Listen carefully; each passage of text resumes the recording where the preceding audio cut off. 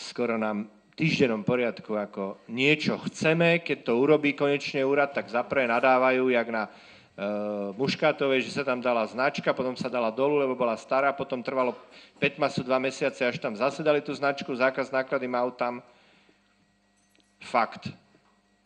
Presne toto som zažil ako viceprimátor. Keď sa stavala bytovka Zelený dvor, tak som si vypočul, čo všetko sme spáchali, lebo pri výstavbe Zeleného dvoru chodili nákladné autá, logicky, vozili materiál, betón a tak ďalej.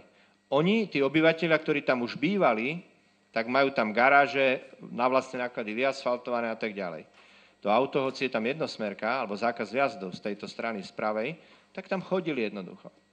Teraz sa situácia zopakovala úplne presne, ako ste si to dovolili. No, len z helikoptérov by sa tam ten stavebník dostal.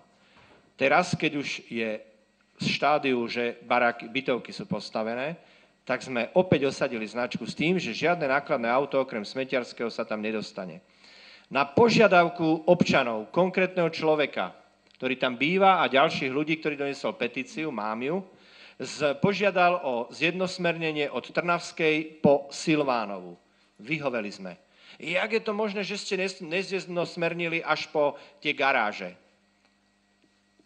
A teraz tí všetci, ktorí tam budú bývať, ako odtiaľ odídu? Ja sa pýtam, ako odídu odtiaľ, keď doprava je zákaz odbočenia na Rulandsku, či ktorá to je?